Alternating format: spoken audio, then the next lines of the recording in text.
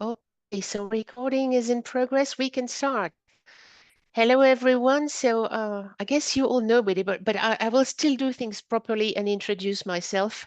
I am Pascal. I'm the dissemination leader for EUPEX.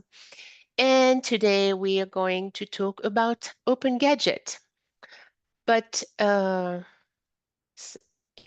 But before we move to today's topic, I would like to say a few words about this webinar because it's one of a series, really. The UPEX researchers are sharing their results and lessons learned, and we organize monthly webinars.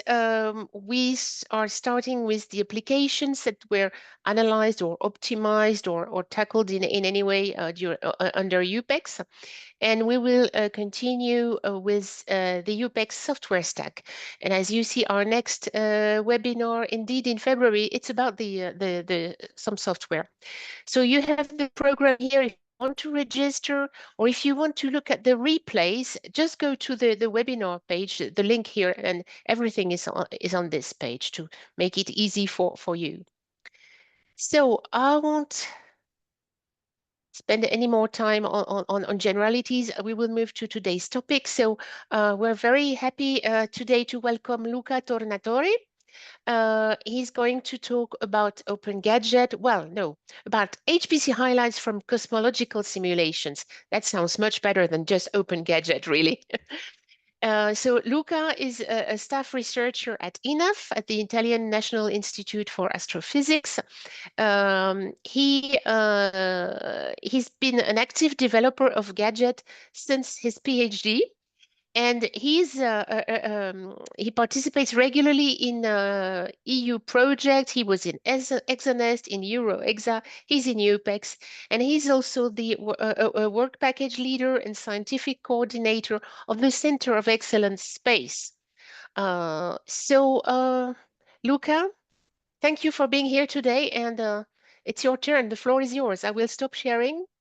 Yes, I'm just sharing my And screen. while we are sharing your slides, we will take questions at the end of the webinar. Thank you. Thank you for a nice presentation. Thank you for the invitation. And thank you to the audience for attending this webinar. So as Pascal just said, I'm just about to share some findings, some HPC highlights that we have in our current activity in developing the OpenGADGET code. So actually, yeah, what I will say is of general interest for cosmological simulations when you use Lagrangian codes, actually. And I will just give you a brief, let's say, visual introduction to the scientific topics, very mild. And then I will focus, of course, on the HPC aspects of our work, and specifically on the scaling, on vectorization, and on GPU offloading. So when we talk about the universe, of course, we're talking about something that is unthinkably large and complex, right? When you look up in the sky, you just see what are the very close neighbors of our solar system. So just the stars that are around us in the Milky Way. And it already seems to be immense, actually. By actually scanning all the range of the wavelengths in the electromagnetic spectrum from radio to gamma rays, we discover a lot more than just stars. And we discovered that there is a lot more, but for about 95%, we don't really know what is out there, what this more is, right? And in fact, about 5% of the universe is what we call ordinary matter. And so the baryons, so the atoms that we know, and about 27% is what we call dark matter. So we know that it's there because of how things behave, let me say, and but we don't know yet what it is. We have several speculations, but still no evidence. And for 68%, more or less, and the energy content of the universe is made of what we call dark energy.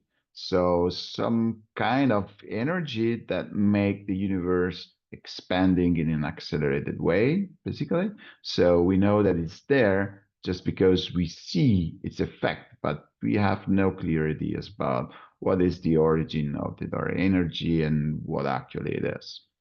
And so, moreover, of the ordinary matter, 70 to 80%, it's not so easy actually to make a complete budget, is made of mostly diffuse hydrogen and helium. And around 10% is locked in stars. And well, the rest is in unclear or missing in some different forms. So, well, you see, we don't know that much about the universe. And that's why the cosmological simulations, the numerical simulations in general, are a unique and tool, and very important tool to going on with our discovery. And they require many to keep together many components and different physical processes. I'm sharing here a very nice picture from the Millennium TNG that has been performed with not an OpenGADGET, but another code. And I think it is pretty much evident how you have these different components. So because you have the what we call the gas, so the diffuse components, hydrogen and helium, we have the dark matter, and we have the stars, right? And so you see that, of course, they are tightly coupled, but behave in a different way. And the difficulty is that we have to span an extremely large range, dynamic range in time and in spatial scales. And in fact, the history is as long as kind of 40 billion years. And we go from what we call the Big Bang and through the dark ages. And then the very first stars were born, and then they reionized everything, and the universe became again basically transparent, while the matter started to fall in the potential worlds that originated from very tiny fluctuations in the original pretty homogeneous distribution of the matter in the universe, very homogeneous, up to 10 to the minus 5. This is more or less the last picture that we have of the, let's say, the times really after the Big Bang. And so nowadays the universe is, of course, not at all homogeneous on small scales. You look just around you, it's obvious that it's not homogeneous, but even just slightly behind, we have the planets, the stars, and then the galaxies, and then cluster of galaxies. But if you look at the universe at a very large scale, again, you see that, well, it is, if you take a large enough volume, you have that there is large scale homogeneity and isotropy. So there are no preferential places in the universe, nor preferential point of view. There might be local fluctuations, of course, but in general, what we think, as for now, more or less, is that the universe is pretty much homogeneous on very large scale. But in time, very strong local clustering happened, and this is what we want to study with the numerical simulations, right? How the matter, not just the baryons, not just what then would be the visible matter, but also the dark matter clustered in time, forming the cosmic structure that we see nowadays. So, and when we talk about cosmological simulations that are different from other type of simulations. For instance, there are codes that are able to simulate what happens just around a black hole, for instance. So codes that simulate regions in which the relativistic regime is very strong, or codes that are made to study relativistic plasma, magneto-hydrodynamics, and so on very small scale. Here we're talking about codes that have been made and designed to simulate very large scales. Okay, so let me say beyond galaxies. So we need to resolve what happens in galaxies, but the aim is to study the very large the very large structure formation. Even though, I mean, these codes, of course, can be applied also to study the galactic formation and galaxy evolution, right? And so the scales are then, if we take the Earth as a unit, so we go from more or less 10 to the 15, and which is more or less a galaxy that then has its own place in a galaxy cluster, and the more or less we are at 10 to the 18, and then we can go enlarge our view up to a first sample of the universe that is, let's say, 10 to the 21, our original unit of measure, that is the Earth. And so you see that we range about, well, with 10 orders of magnitude, more or less, right? And so this history is plenty of physics and physical processes, right? Because we want to study the formation of large-scale structure, the galaxy formation and evolution, the gas dynamics inside the structures, the star formation and the feedback processes from the stars. So because the stars evolve, explodes, they inject energy in the gas, they inject chemical elements. Well, you know that the atoms that of which we are formed are actually been forged in stars before. And then we want to include the black holes and the black holes feedback. The black holes not as a single object, and we want to study the black hole formation and growth with phenomenological recipes, right? We are not simulating single black holes inside the simulation. And we want to include magnetic fields, cosmic rays, and a lot of different physical processes, right? So we may see, I mean, these are very complex codes, and we see that there is a kind of Moore's law for cosmological simulations.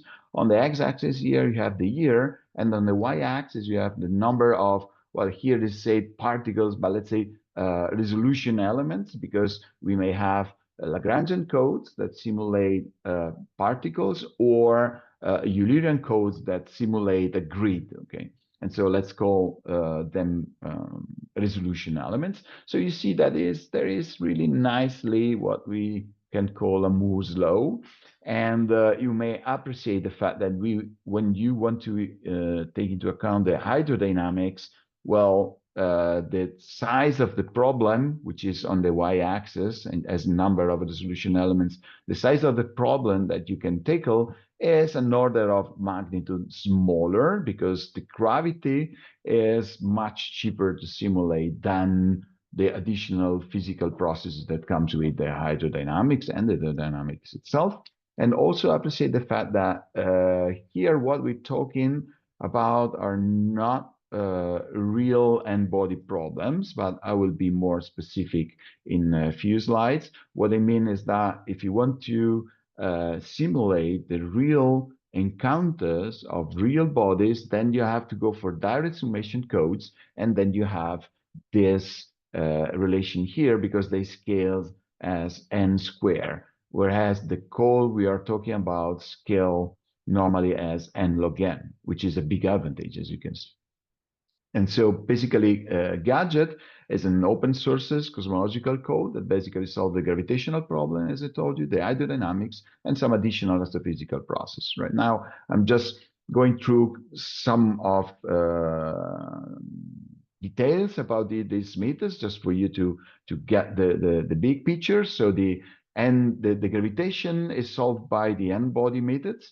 And we split actually in 3 different ranges, the gravitational forces. So long range, which we solve with a particle mesh, the medium range that we solve with a tree, and the short range that we solve with the direct summation, basically. And so what we actually solve is this equation, so the Vlasov equation, and coupled with the Poisson equation. And I'm not going into the details, just wanted to be clear about what we're doing. And actually what we call particles are not real bodies, then are just a coarse grain sample of the fluid, the collisionless fluid that we simulate in the phase space. And since we assume no multi-streaming, then points in space, so those points that are the sample in the 6-dimensional space, then we can assume that those points have the same velocity, and then we reduce to 3D plus the velocities of the sample points that we want to simulate. And so we use a 3PM solver. It means that actually for long ranges, we solve the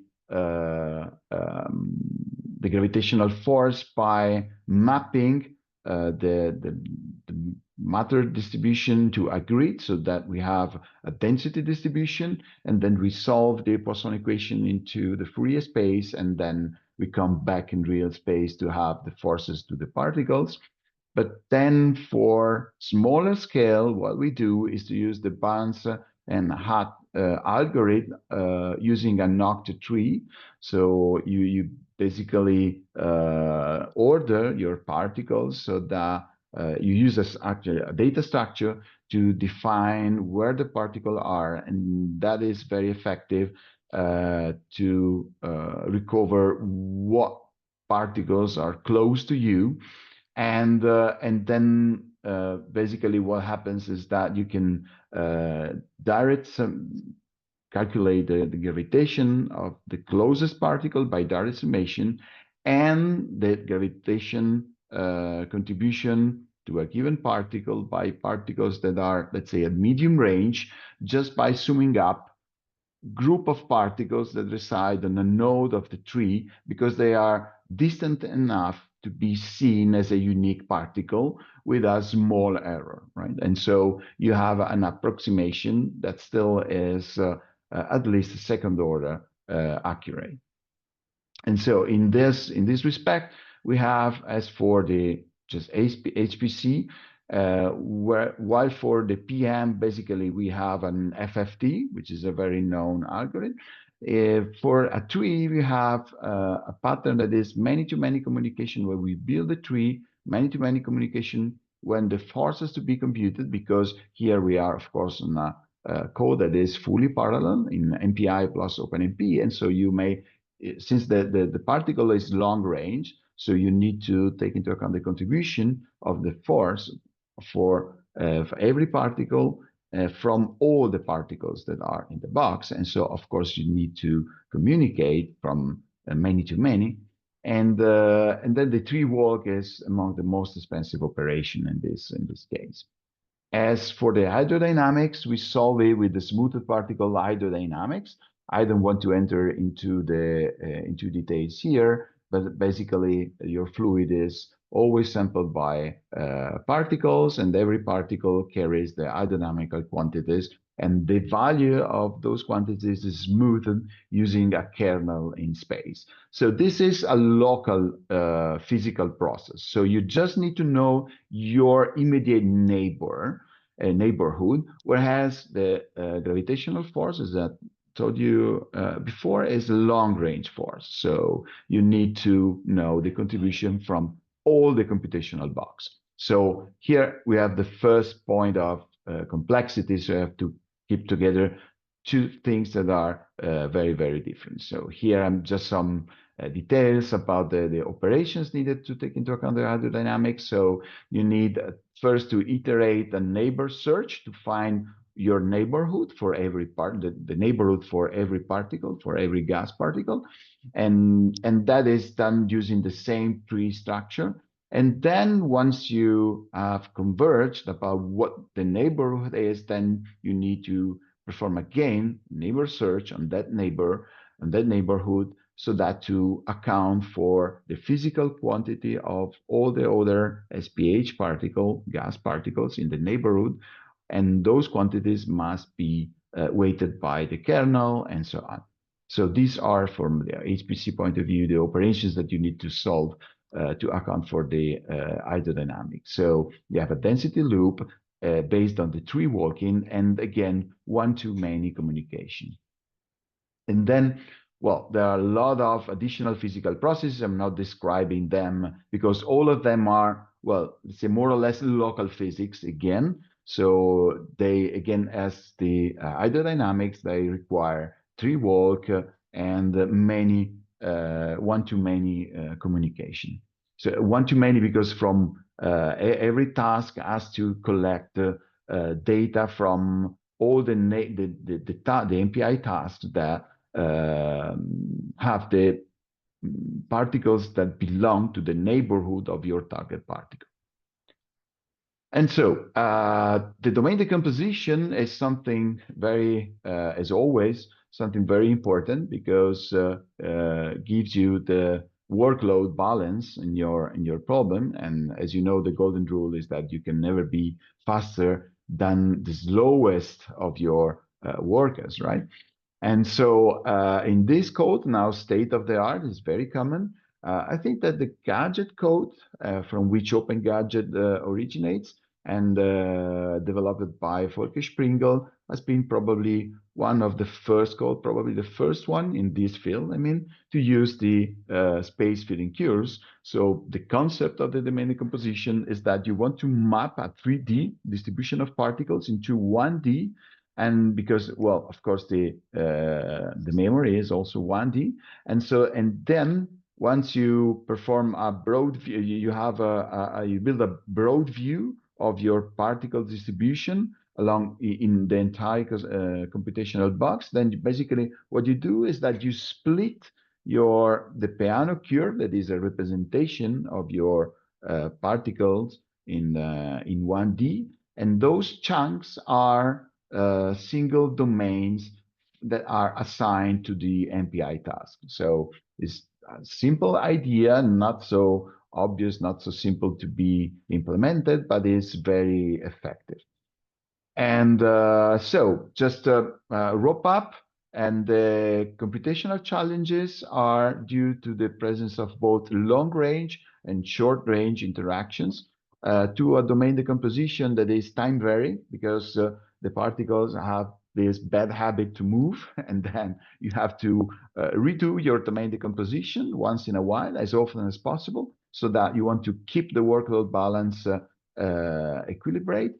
And well, with a lot of neighbors findings, a lot of tree walk, and of course we need to take into account, you want to keep together a dynamic range of about 7-8 orders of magnitudes over a time scale that is kind of 9 orders of magnitude, right? And so this is not so trivial. And now what I want to show you are some of the results and the details about the OpenGADGET code of interest in terms of HPC.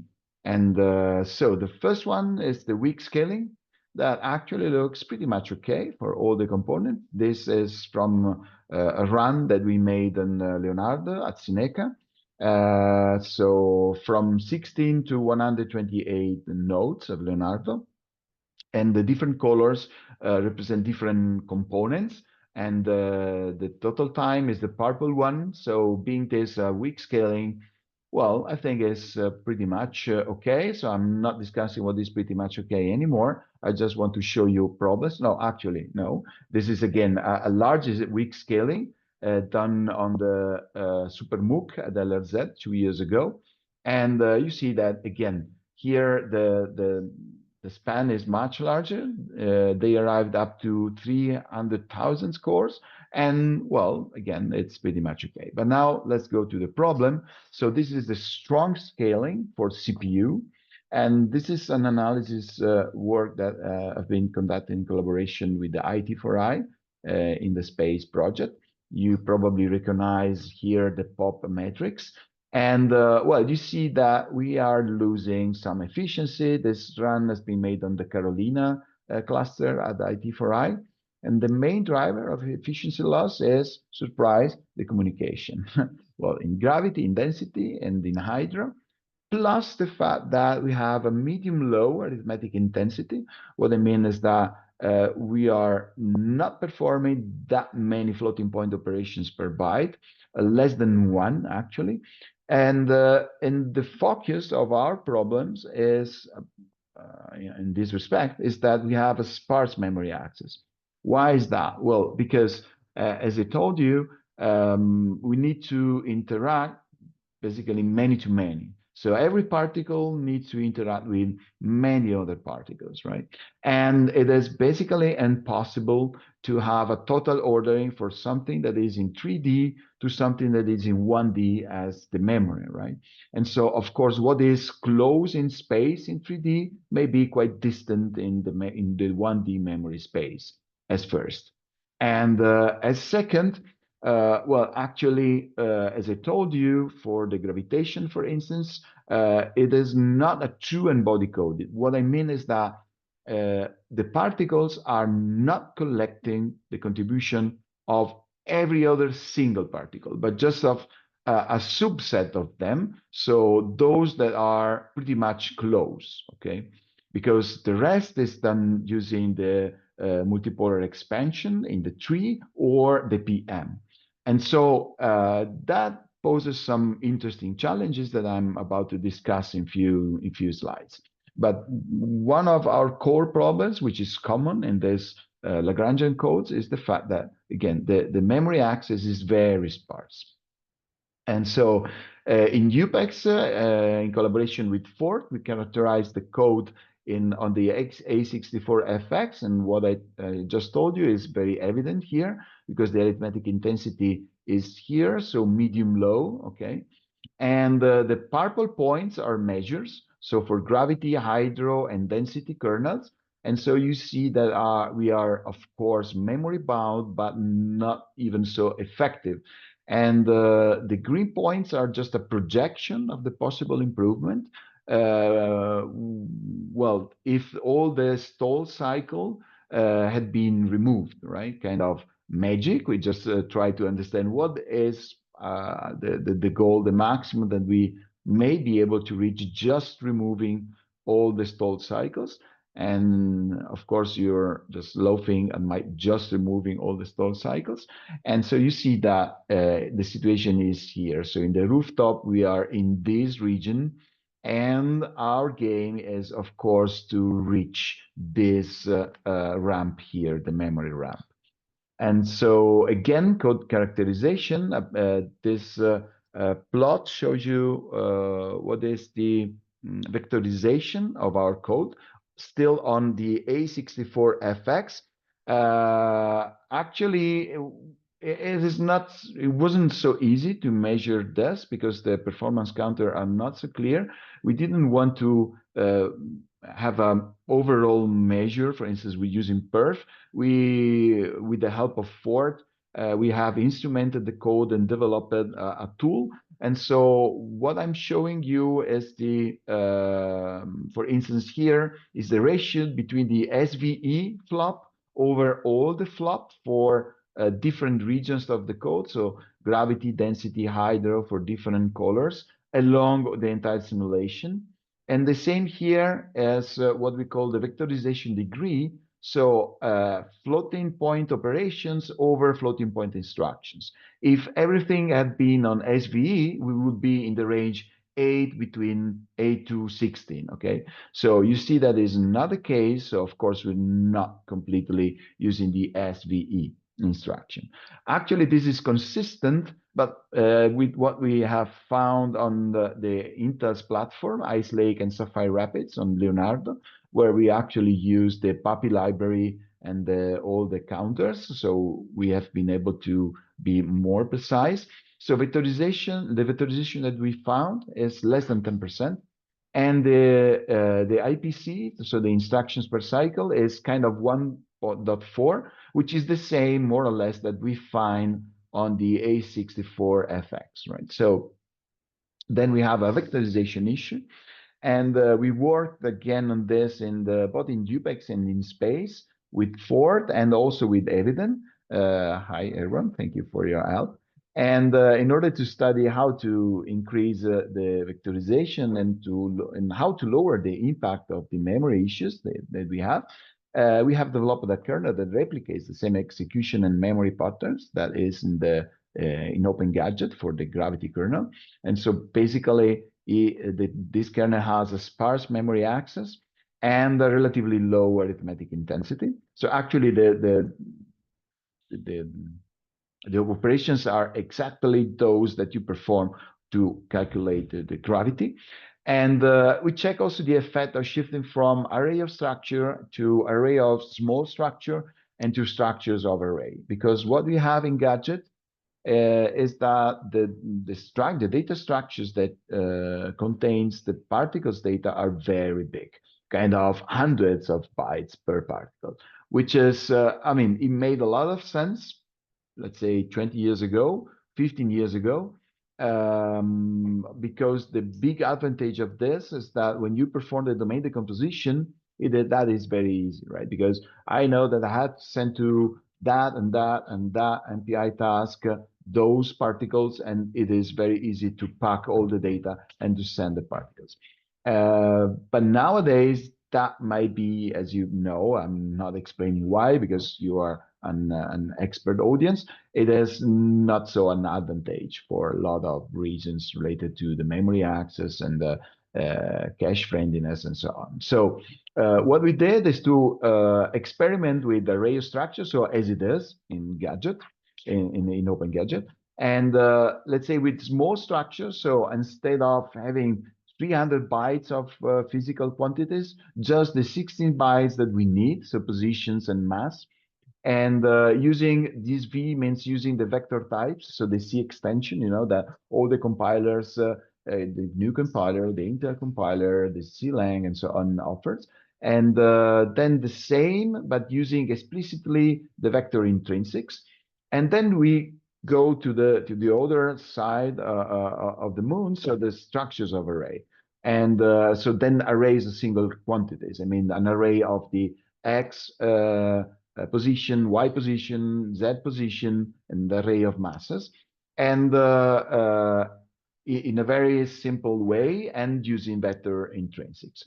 And so note that in this plot here, where where I show you the floating point instruction mix that we have, the color code is purple scalar instruction, floating point instruction, green SSE, and blue AVX2. And so you see that, well, we have a very different mix. So basically more blue or more green means a much larger vectorization. And then my comment is that, well, we use both GCC and the Intel compiler, and in two versions. So in this version 1, here you see it's called version 1, we have the sparse memory access, so as it is in Gadget. And on the right, we have a contiguous memory access. So basically what they did is that exactly the same then on the right, so the kernel is the same, but instead of jumping in memory to find the particles, as first, what I do is to fetch all the particles that must be processed in a memory buffer so that everything is contiguous. And of course, I'm not counting this fetching operation, okay, here, just measuring what the kernel does.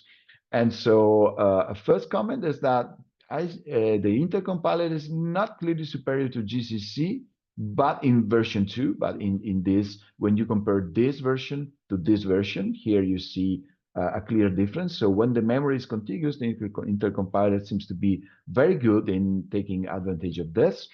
And actually using structure of array does not convey an immediate advantage. So you have to compare this and this, this and this. So these pairs of shots, of runs.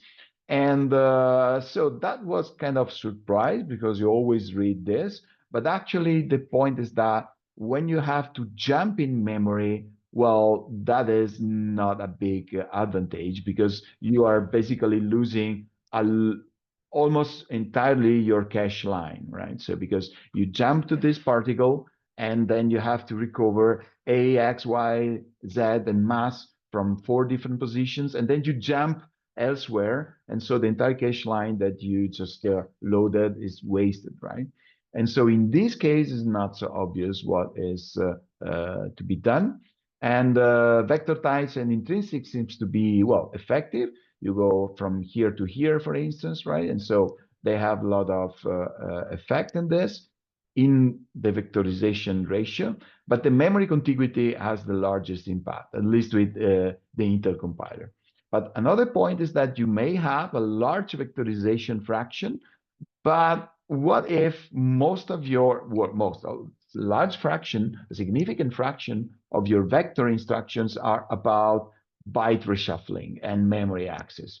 then of course it is not what you want, because you got a large vectorizations, but pretty much useless. So here what I'm showing is what I call the efficiency. So in purple, how many instructions, giga instructions, and in green, the cycles per instruction. And on the right, the runtime. So this is, at the end, is what you want to measure. And relatively to this case, so the original case, so array of structure with sparse memory access as it is in Gadget, and with big structure. So if you count that as one in terms of runtime, you see that, well, it is not so obvious what is the best strategy. Probably you want to go in this direction, yeah, using the intercompiler or the GCC. Well, of course, the structure of array with intrinsics seems to be, well, the best opportunity to give you the best opportunity, or the structure of array, but with contiguity in memory, which is not so obvious to achieve here. I'm just collecting the comments that I just exposed. So it's not so obvious because, I mean, if you have, we have tens or hundreds of physical quantities. So you don't want to have tens of hundreds of different arrays that contains the quantities for every particle, because just imagine what happens when you want to perform the domain decomposition and the particles are traveling from one task to another task continuously. So this is not so easy to imagine. And we are working on that with the help also of Aviden and Ford. Let's go to the strong scaling on GPU, because we also offloaded everything on GPU. As for now, the GPU offloading strategy is, let me call it naive, in the sense that we are just mutatis mutandis. We are just offloading the same routines that we use on CPU on GPU. The rationale was then you just have one version to maintain. But then, of course, we are, I mean, facing the fact that it's not so obvious that you maintain the efficiency. And so, well, here is a strong scaling that we perform on the Leonardo at Cineca. Not that bad, because we arrived to the entire machine. Here we had some network problem. So actually this last scaling is, well, I don't want to comment anymore, because you cannot really consider it. But so at least, I mean, the code is able to scale to the entire machine. So 12,000 and something GPUs and 3,000 and something nodes. And so we are very satisfied with this. With a scaling that is, well, you may say, okay, please say so, but not really, okay? Because if you go to the efficiency, you see that here we are losing a lot of efficiency. And this was, sorry, for gravity only, and this is for also hydrodynamics, and more or less the picture is the same, right? And so now I want to comment a little bit on this. Both gravity and SPH are losing efficiency, so this is a scaling, just a focus on a scaling, and here there are different components, whereas in the previous plot you have seen the total time, and you see that the tree gravity and the SPH that are dominating the purple line, that is the total time, are losing efficiency. And now we are trying to understand why. But well, if you look at this plot, this is the speed up in terms of GPU over CPU timing as a function of, well, this is a time, okay, let's say a kind of normalized simulation time from the Big Bang, let's say, up to today. And so you see that this is the total time of the, so we gain at the beginning a factor of 4, at the end, let's say a factor of 2.5, which is not what you want from GPU, right? And the tree here is, this is gravity only. So basically, let's say that it's dominated by the tree, which is the only part here that has been offloaded to GPU, because all the rest is just normal and CPU. So you see that the tree at the beginning has a factor of 10 or 12 advantage, and then is decreasing pretty much because just take into account that this time is not linear, in the sense that most of the time is from, let's say, 0.2 to 1, okay, about 70% of the time. And so there are several problems with this naive approach. And what changes in this time is that at the very beginning, you have the matter is like this, so very homogeneous. And at the end, the matter is very clustered. And so the tree is very deep. And why is so? Well, now I'm commenting something that may be useful because these three algorithms are not just used in the cosmological simulation. So what we use the Barnes and Hut, which is a brilliant algorithm, absolutely brilliant algorithm. But however, nowadays it became unfriendly, which is, I would say, a point of general interest. How many brilliant algorithms must be completely redesigned because on pen and paper, let's say with the von Neumann architecture in mind, they are perfectly okay, and on modern architecture are absolutely they are absolutely unfriendly to modern architecture. So that is interesting. But well, so the Barnes and Hut is related to the tree algorithm. So you basically you have a particle distribution. You build a tree that in reality is a notch tree. Here, what you see in 2 dimension is a quad tree. And this is the graphical representation. So for instance, these particles here are those particles here, okay? And basically, the algorithm consists in the fact that every particle, let's say this is your target particle, walks the tree from its own perspective, right? And so the nodes that are too large, so let's say those that are seen under the red cones, so this one, and this one, are then too large and they will be open. So you consider they children. And actually, and state the nodes that are small enough, so the green ones, for instance. So what you consider is the angle, so the angle of view, and those are considered as unique particles. So for instance, this node here will not be open, and you will sum up in our single shot all those three particles, okay? And the closed particles, for instance, this one, will be treated individually and summed up directly. Okay, so this is the Barnes and Hut. That saves you a lot because you pass from n squared to n log n, which is wonderful. But what's the point? That when you go to the GPU, actually, it's not so friendly even for modern CPU. But well, when you go when you offload this to GPU as it is, what you get is this one. This is from the NVIDIA tools, and you see that the roof model is kind of disaster because the point is that you have a huge thread divergence due to the fact that the work is unique for every single particle. So you offload the list of your particles to the GPU, then you will have that in a warp. You will be processing particles that may be for as it is now, maybe from wherever, because there is not ordering. And so they will have completely different working of the tree, and then a huge thread divergence.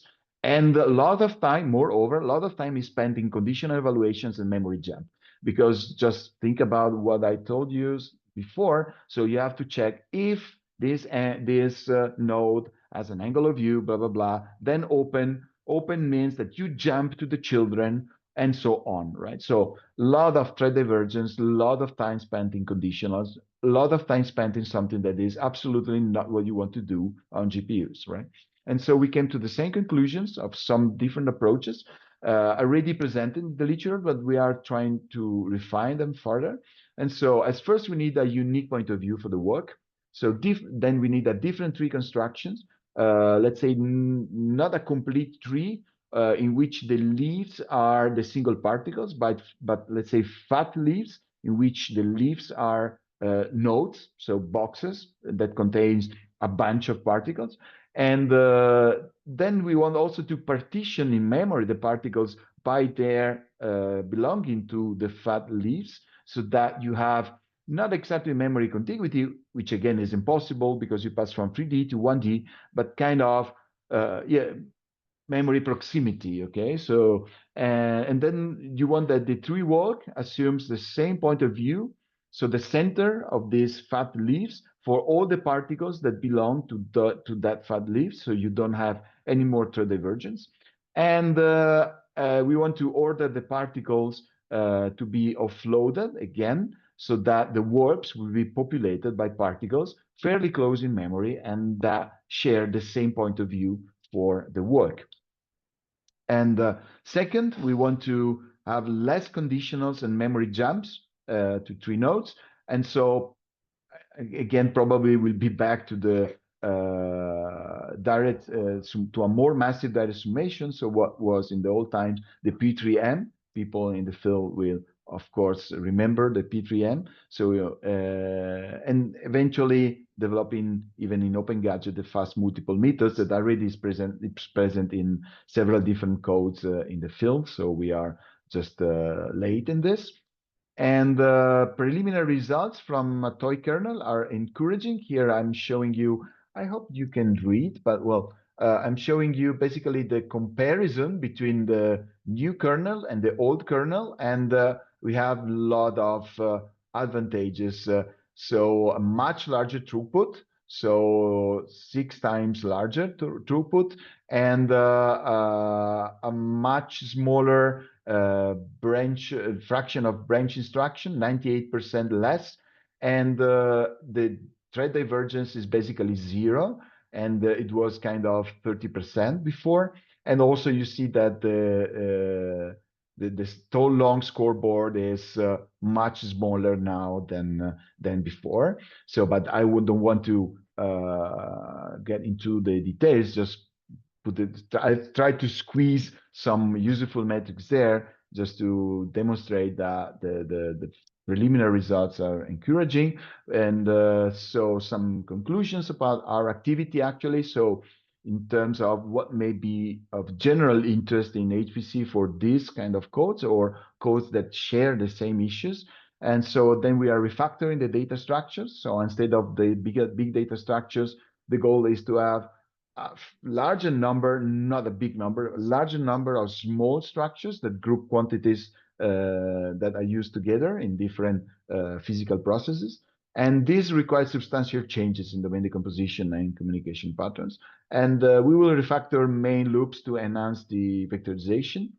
And we are completely refactoring the GPU offloading as in terms in the directions that I just tried to illustrate.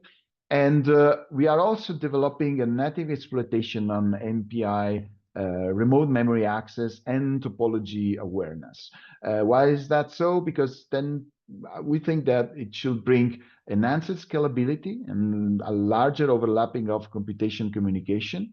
We are experimenting on a mini app, actually, not on the entire code, and a more effective communication pattern, of course, and reducing communication surface, because you can then cluster the internode communication. And internode operation should be via shared memory windows. And we hope that all this activity will bring, I mean, new life into the code that actually is already well performing, but still have several issues because, well, modern architectures are continuously evolving. So that's all. Thank you for attending. Hope that's been interesting and useful. Thank you, Luca. Thank you for this brilliant presentation. This was very interesting. Thanks, I hope everybody enjoyed it, but I really did. So now it's time for questions. So I will try to share my screen, if I may, and you get ready if you have questions. You can. Want that I stop? Yep. Yeah, but actually I can stop your sharing if needed. It's no But I problem. did. So But in case I will be back if there are some comments on plots. okay, so does anybody have questions to Luca? Because now is the time to ask your questions, remarks, or whatever. Well, I No? see several friends in the audience that knows perfectly Yeah. all these issues because they Yeah. worked on it It was a with very me. friendly audience, I agree. No Luca, this questions? is Fabrizio. I may not Oh, be hi so friendly Fabrizio. with my next question. Ciao, Fabrizio. I assume that all the math is through FP64. Well, actually, we may choose because at compile time. At compile time, you choose what you call double or single is in the code. So it may be even everything in single precision. But yeah, Got in it. any case, normally what you want is to have, yeah, FP64. Yeah. And do you believe that using reduced precisions on the code could speed up further the execution? NVIDIA right now doesn't have native 60 FP64, and emulating it could be, heavy in terms of computation. That's an intriguing question, Fabrizio. Really, really nice spotted. Well, of course, if you use, well, it's not so obvious that if you use single precision, you speed up than using double precision. It depends how well you vectorize, actually, because otherwise not so obvious. But, well, then it may be. What is puzzling is that we need double precision because there is, at least in some sections of the code, because there is a big issue about the chaos propagation. So it's not really clarified yet, this matter, but actually it seems that these codes and these simulations are very sensitive to the initial conditions, to every perturbation. So at the point that if you rerun the same code, I mean the same executable on the same nodes, on the same initial conditions, you may get slightly different results because of the, let's say, the variations that you may have, for instance, in communications pattern, in reductions, and so on, right? And if you perturb slightly to the 10 to the -7 your initial conditions, so basically the machine precision in the single precision, and you may have that at the end you repeat your simulation a lot of times, say hundreds of times. There is a very nice paper on this, and at the end you may have a scatter in the observable quantities, because what you want at the end is that you want to, I mean, what you want to do is to extract physical quantities that are observable so that you can contrast with what we see with the telescopes and so on, the satellites and so on, right? And so how much we are wrong, basically, you want to measure. And well, the scatter that you may have on some observables are as large as the scatter that you have in the observables, or even larger, right? And so, well, you see why your question is, well, very intriguing. I didn't give a clear answer because I don't have one. Good. If Pascal, let me ask another question. Yeah. Okay. We still have a few minutes. Go Okay, ahead, got it. Fabrizio. Okay, and I've seen that you have been using two different architecture, the A64FX and the standard Intel. Did you see any numerical differences between the two platforms using SVEs or not? You mean in terms of runtime? Correct. Results.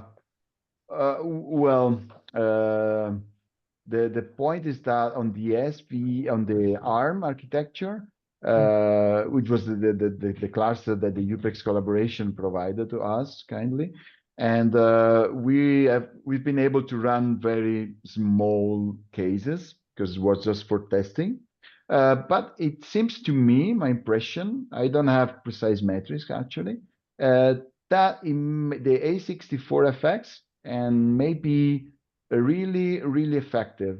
So probably maybe in some cases more effective than the Intel, and the compiler is very good. So basically the synergy between the compiler, the Fujitsu compiler, and the A64FX is very effective. But there is no different. I was meant to say, you didn't find any numerical difference in the results In the between the results. two. No, the no, results. no, of course No, not. I was saying the No, no. results. No, no, The no, of course numerical not. results. Not. Of Okay. course not.